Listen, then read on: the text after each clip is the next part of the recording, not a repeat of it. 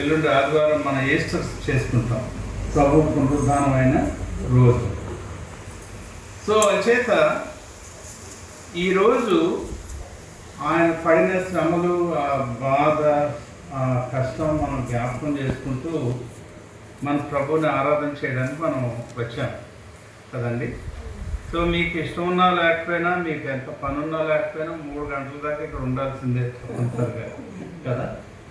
కొంచెం ముందు వదిలేస్తే ఇంకా మంచిదే కదా. సో ఒకసారి మీరు దేవుని వాక్యాన్ని తెరవండి. యోహాను సువార్త 3వ అధ్యాయం 16వ వచనం. యోహాను సువార్త 3వ అధ్యాయం 16వ వచనం.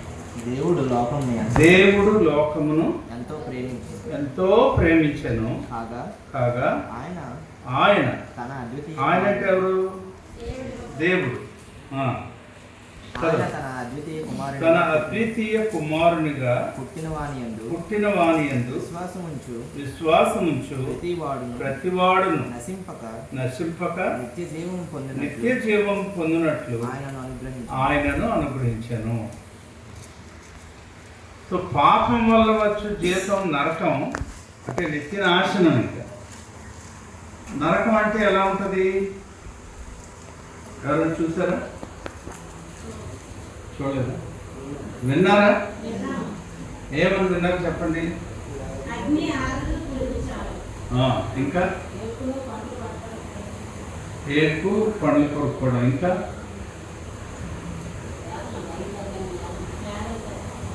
ఎందుకు వేదన ఉంటుంది? ఏమో ఏంటది చూడాలి. నాకు కాదు, నరకం ఎలా ఉంటుందని అడుగుతుంది. భయంకరంగా. భయంకరం అంటే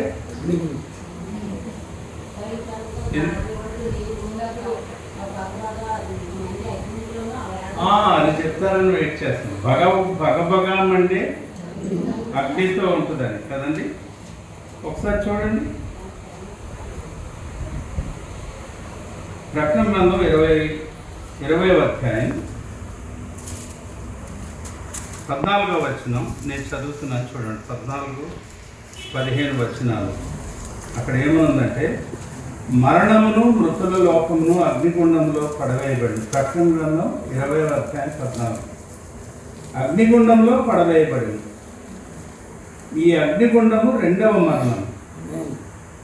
ఎవని పేరైనను జీవ గ్రంథమందు రాయబడినట్టు కనబడని ఎడల వాడు అగ్నిగుండంలో పడవేయబడెను. అలాగే 21వ అధ్యాయం 8వ వచనంలో కూడా, 21వ అధ్యాయం 8వ వచనం, పిరికివారును అవిశ్వాసులను అసహ్యులను నరహంతకులను వ్యభిచారులను మాంత్రికులను విగ్రహారాధికులను అబద్ధికులందరూ అగ్ని గంధకములతో మండు గుండంలో పాలు పొందుదురు. ఇది 2వ మరణం.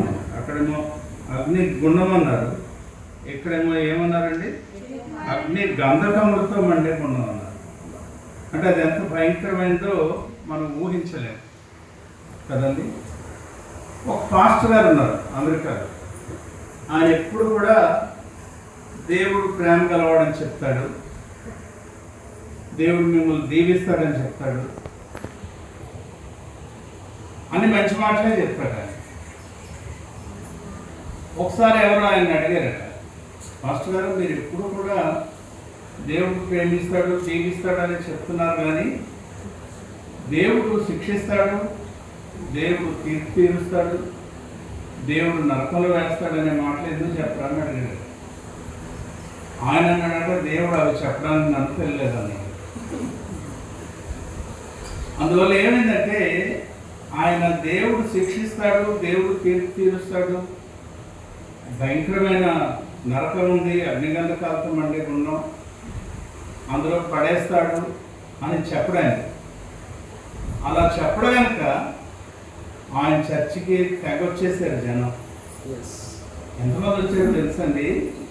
ఆయన పెద్ద చర్చ్ కట్టాడు. ఆ చర్చిలో కనీసం ఒక 15-16 వేల మంది కూర్చుంటారు. అలాంటి ఆరాధనలు రోజుకి 5-6 అవుతాయి. అంటే 5-16 అంటే 8,000 మంది. ఉండండి, ఏం జరుగుతున్నాను నేను చెప్పండి. ఎక్కాలు 5-16 బాబు. మీరేంటి బాబు ఇలా తగులుకున్నారేంటి అంటున్నారా? చెప్పండి, 5-16 ఎంత బాబు? 80. అంటే దాదాపు 80 అంటే 1,00,000 మంది వస్తారు ఆ చర్చ్కి. ఎందుకు అంతమంది వచ్చారు చర్చ్కి అంటే ఆయన ఎప్పుడు నరకం గురించి మాట్లాడు, ఆయన ఎప్పుడు పాపం గురించి మాట్లాడు, ఆయన ఎప్పుడు దేవుడు శిక్షిస్తాడని చెప్పడు, తీర్పు ఉందని చెప్పడు. అంతా ఏసీలు ఉంటాయి. మీరేమో ఏసీ లేదండి.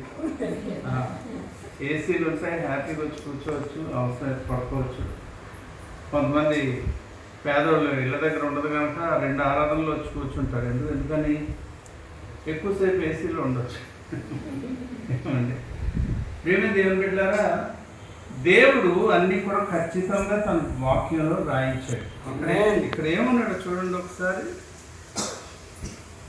మన 3వ అధ్యాయంలో 16వ వచనంలో చదివేది ఏంటంటే, కాగా దేవుడు లోకమును ఎంతో ప్రేమించాను, కాగా ఆయన తన అద్వితీయ కుమారునిగా పుట్టిన వాని యందు విశ్వాసం ఉంచు ప్రతివాడును నశింపక అన్నాడు. నశించుకోవడం అంటే ఏంటి? ఈ లోకంలో రోగాలు రావడం, కష్టాలు రావడం, ఏమిటి ఇబ్బందులు రావడం, అప్పుల్లో పడిపోవడం, అవి కాదు నశించుకోవడం అంటే. నరకానికి పోవడం. నరకం అంటే ఏంటో మామూలుగా మన మాటల్లో మీకు చెప్తాను వినండి పిల్లలు. నరకం అంటే దేవుడనే ప్రస్తావన లేని నిత్యత్వం. అంటే ఇంకెన్నాళ్ళు ఉన్నా సరే అక్కడ దేవుడు, దేవుని సన్నిధి, దేవుని ప్రేమ ఇంకా ఉండవు పిల్లలు. అది నరకం అంటే. ఇక అగ్ని ఉంటుందో, పళ్ళు కొరుక్కోవడం ఉంటుందో, ఇంకేముంటుందో, ఈ తేళ్ళు వచ్చి కొడతాయి, పాములు వచ్చి కొడతాయి, అవన్నీ మనకు అనవసరం. దేవుడు అనే పదం అక్కడ వినబడదు, దేవుని సన్నిధి అక్కడ ఉండదు, దేవుని ప్రేమ అంతకంటే ఉండదు. ఇంకా పాస్టర్ గారు ఓ మాట జ్ఞాపకం చేశారు, నాకు అది సంతోషమైంది అలా చెప్పడం. దాదాపు ఒక 50 సంవత్సరాల క్రిందట మీ ఊళ్ళో చర్చ్ లేదు. అదేనండి, ఏమన్నా ఉన్నావా అప్పుడు? కానీ అంతకుముందే మీ ఊరికి వచ్చి సువార్త చెప్పేవారు. యేసు ప్రభువుని నమ్ముకున్న వాళ్ళు ఇక్కడి నుంచి నడుచుకొని ఎస్కోట్ వెళ్ళేవారు.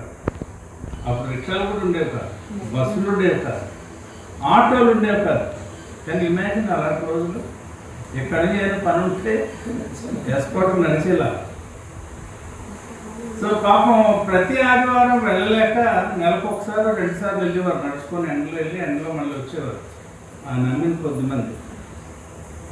కానీ 73వ సంవత్సరంలో మళ్ళీ కొంతమంది మీ ఊరు వచ్చారు, యవనస్తులు వచ్చి సువార్త చెప్తుంటే మీ పెద్దలు ఏమన్నారు తెలిసింది అంటే, పెద్దలు అంటే మీ ముందు తరం అన్నారు, మీరు వచ్చి యేసు ప్రభు గురించి మాకు చెప్పి వెళ్ళిపోయారు, కానీ మాకు ప్రార్థన చేసుకోవడానికి ఒక స్థలం లేదు, ఒక గుడి లేదు, ఏంటంటే ఇలా వదిలేశారు మమ్మల్ని అని పాపం బాధపడ్డారు. అప్పుడు ఈ స్థలం తీసుకొని ఇక్కడ చిన్న చర్చ్ కట్టడం అప్పుడు జరిగింది. అర్థమైందండి. ఆ చర్చి కట్టినప్పుడు కూడా నేను ఉన్నాను. మళ్ళీ ఇప్పుడు మీ దగ్గర 50 సంవత్సరాల తర్వాత వచ్చానంటే కరెక్ట్ 50 సంవత్సరాల కింద చర్చ్ తయారైంది. అప్పుడు ఇంకోటి జరిగింది, ఆ మూలని కరెంటు వైర్ వచ్చింది బయట నుంచి. పెద్ద వర్షం పడి నీరు పడి అది మీటర్ నిలబడి ఆ మీటర్ కాలిపోయింది. అప్పుడు నేను శ్యామ్ కుమార్ గారు అని ఎవరైనా మీకు జ్ఞాపకం ఉంటే మంచి పెద్ద ఆయన, మీ ఇద్దరు స్కూటర్ మీద వచ్చి ఇక్కడి నుంచి మీటర్ ఇప్పించి తీసుకెళ్ళి విజయనగరంలో మళ్ళీ అక్కడి నుంచి ఒక అతను తీసుకొచ్చి కొత్త మీటర్ పట్టుకొచ్చి బిగించాను. నాకు అవన్నీ ఇప్పటికీ జ్ఞాపకం. నేను ఎప్పుడు ఒక మాట చెప్తాను, పిల్లలు వినండి, యవనస్తులు. మీ ఊళ్ళో ఒకవేళ పాలు అమ్మేవారు లేకపోయినా, కిరసనాయిలు అమ్మేవాళ్ళు లేకపోయినా, కూరగాయలు అమ్మేవాళ్ళు లేకపోయినా, సినిమా లేకపోయినా పర్వాలేదు, కానీ ఒక ఊర్లో చర్చి లేదనుకోండి, దాని అర్థం ఏంటంటే ఆ ఊళ్ళకి ఇంకా దేవుని గురించి తెలియలేదు. ఒక ఊళ్ళో దేవుడు చర్చి కట్టడానికి ఏర్పాటు చేసాడంటే బయట వరకు ఈ విషయం అర్థం కాదు, కానీ చర్చి కట్టడానికి దేవుడు, అది గుడిసవని, కమలపాకవని, ఇలాంటి బిల్డింగ్ అవని చర్చి కట్టడానికి దేవుడు అవకాశం ఇచ్చాడంటే దాని అర్థం ఏంటి తెలుసండి, దేవుడు ఆ గ్రామాన్ని ప్రేమిస్తున్నాడు. రుజువు అది. అర్థమైంది పిల్లరా? అదే దేవుని సన్నిధిని ఎవ్వరు నిర్లక్ష్యం చేయకూడదు. యవనస్తులు కానీ, పెద్దవారు కానీ ఎవ్వరు నిర్లక్ష్యం చేయకూడదు. దేవుడు ఏం చేశాడు తెలుసండి, ఎంతో ప్రేమించాడు మనల్ని. ఒక భక్తుడు దాని గురించి వివరిస్తే ఇలా ఉన్నాడు. చూడండి, నా అమ్మ నిన్ను కూర్చోబెట్టి వికెట్ తిరుగుతున్నావు దా. ఇలా చూడండి, యేసు ప్రభుని ఎవరు అడిగారట, ప్రభా నువ్వు నన్ను ప్రేమిస్తున్నావా అని. ఎవరు ఇలాంటి యవనస్తులు అంటే ప్రేమిస్తున్నాను అన్నాడు. ఎంత ప్రేమిస్తున్నావో చూపించి అన్నాడు. అంటే ఎంత అన్నాడు, అది తృప్తి ఉండదు కదా. అంతేనా ప్రభు అంటే ఎంత అన్నాడు. అదే ప్రభు అంతేనా అంటే ఎంత అన్నాడు. అది చాలట్లేదు ప్రభు, ఎంతైనా ప్రేమిస్తున్నాడు, ఇది ఎంత అన్నాడు. మీకేం జ్ఞాపకం వస్తుంది ఇలా చేసి చెప్తే? నిన్ను నన్ను ఎంతగా ప్రభు ప్రేమించాడంటే ఆ సిలువలో మేకులు కొడుతుంటే చేతులకు కాళ్ళకు అప్పటికే తల మీద ముళ్ళ పెట్టారు, ఒళ్ళంతా కొరడా దెబ్బలతో కొట్టారు, ఒళ్ళంతా రక్తం కారుతుంది, మంచి ఎండలో మాడిపోతున్నాడు ఆయన. ఆయన అంటున్నాడు ఎంతగా నేను నిన్ను ప్రేమించాను. చూడండి వచ్చిన మరొకసారి యోహాను సువార్త 3వ అధ్యాయం 16వ వచనం. దేవుడు లోకమును ఎంతో ప్రేమించాడు. ఎంత ప్రేమించాడు చూడండి, తన ఒక్కగానొక్క కుమారుడు ఆ శిలువ మీద వేలాడి తన ప్రాణాన్ని పెట్టున్నంతగా వదిలేశాడు కొడుకుని.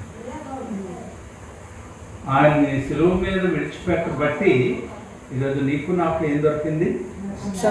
దేవుని క్షమాపణ. రక్షణ ఏంటండి? బాప్తిస్మం కాదు,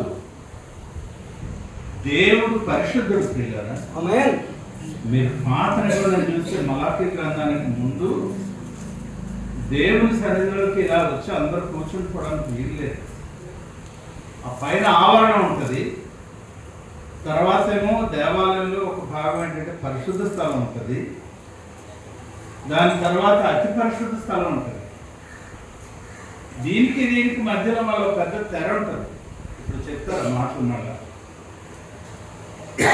సంవత్సరానికి ఒకసారి ప్రధాన యాజకుడు, అది పాస్టర్ గారు కాదు, ఆ రోజుల్లో యాజకులు ప్రధాన యాజకుడు ఉండేవాడు. ఆ ప్రధాన యాజకుడు సంవత్సరానికి ఒక్కసారే ఆ చేతిలో దోసుల్లో రక్తం పట్టుకొని ఈ అతి పరిశుద్ధ స్థలంలోనికి ప్రవేశించాలి.